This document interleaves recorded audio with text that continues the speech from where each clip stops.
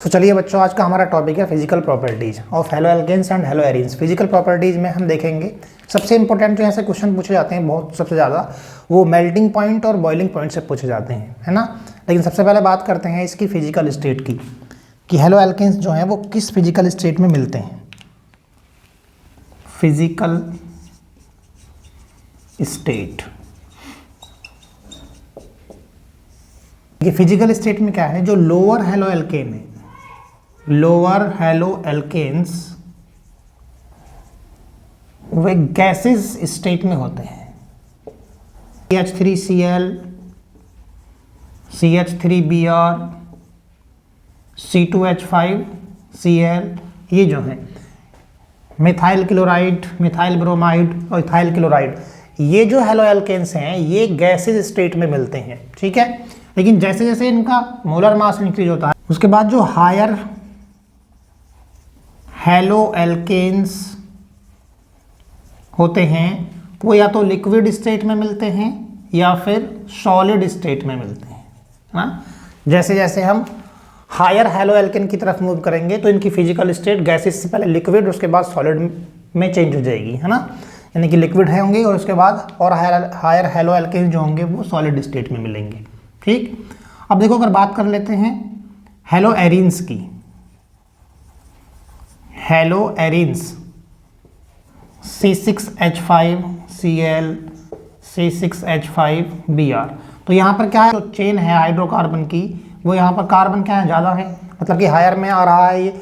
तो यहाँ पर जो इनके जो कलर फिजिकल स्टेट होगी वो क्या होगी, या तो वो लिक्विड में होंगे या सॉलिड स्टेट में होंगे, ठीक है। जो हेलो एरीन्स हैं,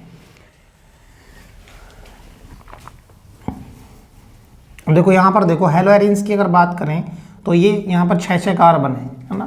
तो 6 कार्बन है, मतलब कि ये जो क्या है हायर हेलो एरीन्स हैं।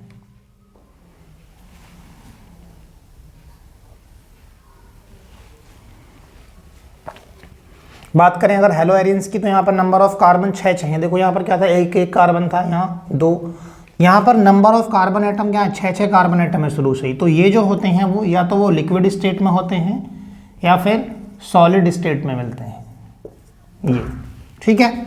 अब देखो, इसके बाद बात करेंगे इसके कलर की।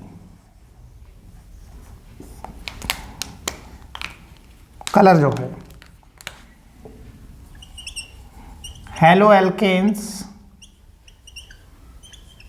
और कलरलेस व्हेन प्योर, जब ये प्योर फॉर्म में होते हैं तो क्या है, कलरलेस होते हैं हेलो एल्केन्स। देखिए, इनमें से ब्रोमाइड और आयोडाइड जो हैं, bromide and iodide show colour in light, colour in light. Bromide और आयोडाइड के जो हेलो एल्केन्स हैं वो लाइट में रखने पर कलर शो करते हैं, ठीक है। ऑर्डर या स्मेल, ऑर्डर वोलेटाइल फॉर्म में, many volatile haloalkanes have sweet smell.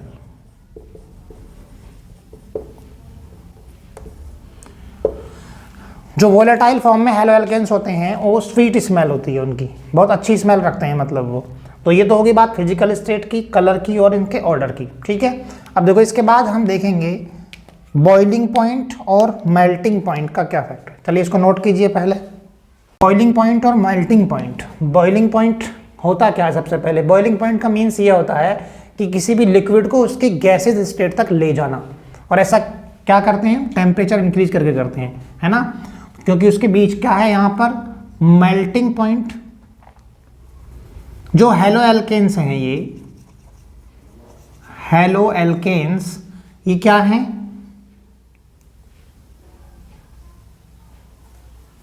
देखो नेक्स्ट है boiling point and melting point. Boiling point का मीन्स क्या होता है? बॉइलिंग पॉइंट का मीन्स ये होता है कि लिक्विड स्टेट से गैसेज स्टेट में चेंज करना है ना, टेम्परेचर इंक्रीज करते रहेंगे तब तक जब तक कि वो गैसेज स्टेट में चेंज ना हो जाए। तो देखो जो इनके बॉइलिंग पॉइंट हैं वो डायरेक्टली प्रोपोर्शनल होते हैं मोलर मास के, ये बात सबको पता होनी चाहिए। बॉइलिंग पॉइंट मोलर मास के डायरेक्टली प्रोपोर्शनल होता है, मतलब कि जैसे जैसे मोलर मास इंक्रीज होगा वैसे वैसे इनके बॉइलिंग पॉइंट भी बढ़ते जाएंगे हैलो एल्केन्स के, है ना। क्योंकि यहाँ पर होता क्या है, वैंडरवाल्स फोर्स ऑफ अट्रैक्शन होता है। इनके मॉलिक्यूल्स के बीच में क्या होगा, वैंडरवाल्स फोर्स ऑफ अट्रैक्शन, है ना। क्योंकि लिक्विड स्टेट में क्या होगा, लिक्विड स्टेट में होंगे जब बहुत सारे मॉलिक्यूल्स जिनके बीच वैंडरवाल्स फोर्स ऑफ अट्रैक्शन होगा वो आपस में जुड़े होंगे, तो हमें इनके बीच के वैंडरवाल्स फोर्स ऑफ अट्रैक्शन को ही तो तोड़ना है। वैंडरवाल्स फोर्स ऑफ अट्रैक्शन को तोड़ेंगे जिससे कि वो गैसेज स्टेट में चेंज हो जाए। तो मोलर मास बढ़ने के साथ साथ, यहाँ पे लिख दूँ मैं, मोलर मास इंक्रीज होने के साथ साथ वैंडरवाल्स फोर्स ऑफ अट्रैक्शन भी इंक्रीज होता है, या ये जो है मोलर मास के डायरेक्टली प्रोपोर्शनल होता है। मोलर मास इंक्रीज होगा तो der Waals force of attraction increase होगा, और वैंडरवाल्स फोर्स ऑफ अट्रैक्शन अगर इंक्रीज होगा तो यहाँ पर इनके बॉइलिंग पॉइंट भी इंक्रीज हो जाएंगे, ठीक है। अब देखिए, haloalkanes have higher boiling points as compare to their parents, है ना। मतलब कि हैलो एल्केन्स जो होती हैं उनके बॉइलिंग पॉइंट्स हायर होते हैं उस एल्केन से जिससे कि वो बने हुए हैं। अभी जैसे कि मैं यहाँ पर एग्जांपल देकर के बताता हूँ।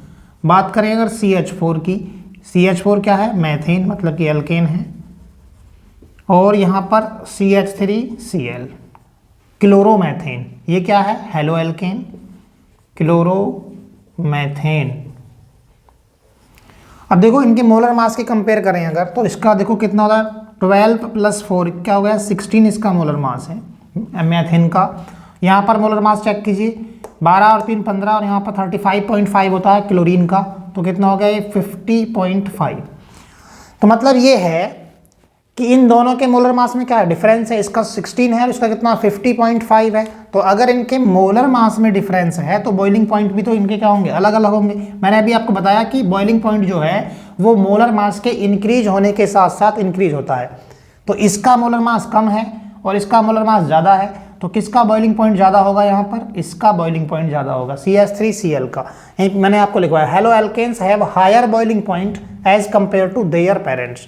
तो ये जो हैं हैलो एल्केन्स जो होती हैं उनके बॉइलिंग पॉइंट्स हाई होते हैं उनके पेरेंट्स से, ठीक। देखो बॉइलिंग पॉइंट जो होता है वो एंटी प्रोपोर्शनल होता है किसके, ब्रांचिंग के। अगर कहीं पर सेम हैलोजन अटैच है, किसी हैलो एल्केन में सेम हैलोजन अटैच है, मतलब कि आइसोमर कंपाउंड्स हैं, वो आइसोमर कंपाउंड्स हैं, तो उनमें जो बॉइलिंग पॉइंट होगा उसका ज़्यादा होगा जिसकी स्ट्रेट ब्रांच होगी या स्ट्रेट चेन वाला हाइड्रोकार्बन होगा वो सबसे ज़्यादा होगा। और जैसे जैसे हम उसकी ब्रांच बढ़ाते जाएंगे, ब्रांच इंक्रीज होती जाएगी, बॉइलिंग पॉइंट जो है वो डिक्रीज होता चला जाएगा।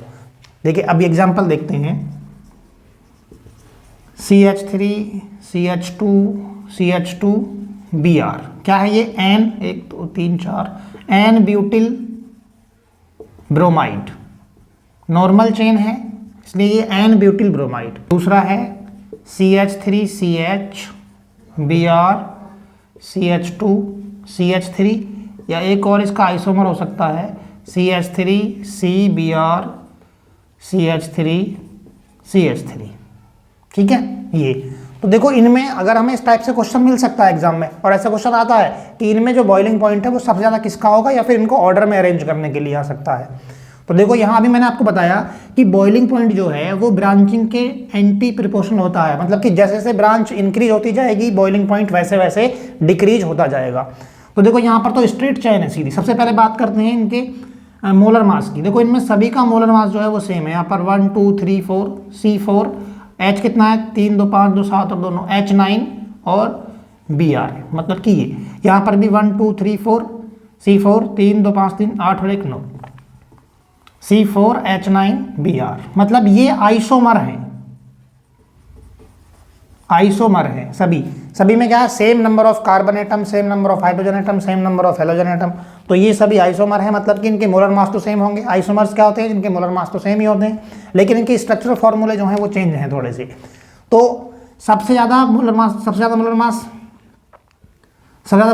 बॉइलिंग पॉइंट किसका होगा, इसका, उससे कम इसका और उससे कम इसका। ऐसा क्यों हुआ, क्योंकि देखो जैसे हम यहाँ से यहाँ इस तरफ जा रहे हैं तो यहाँ पर जो चेन है, ब्रांच जो है वो इंक्रीज हो रही है। यहाँ पर एक ही स्लाइड चेन है ना, यहाँ पर एक ही चेन है, देखो यहाँ पर ब्रोमीन अटैच है बस इससे नीचे, और यहाँ पर एक ही पोजीशन से दो दो ग्रुप जो है वो अटैच हैं, तो मतलब कि यहाँ ब्रांच इंक्रीज हो रही है, और ब्रांच के इंक्रीज होने पर बॉइलिंग पॉइंट जो है वो डिक्रीज होता है।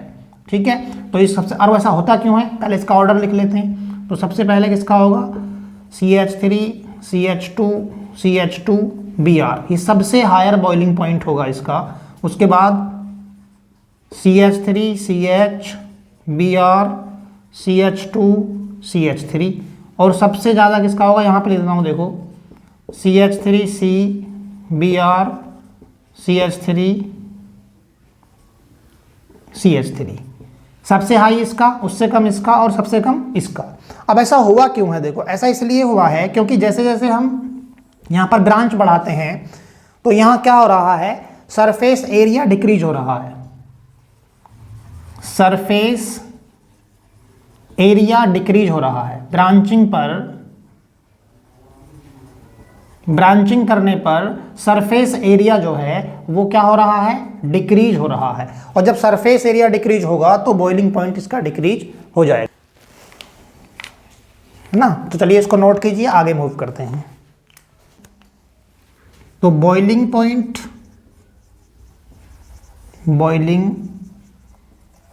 Points of isomeric dihalobenzene और नियरली, मतलब कि जो आइसोमेरिक डाई हेलोबेंजीन हैं उनके बॉइलिंग पॉइंट जो हैं वो लगभग सेम होते हैं, मतलब ज़्यादा डिफरेंस नहीं होता, बहुत पास होते हैं, लेकिन मेल्टिंग पॉइंट में इनमें डिफरेंस होता है। अगर बात करें यहाँ पर Cl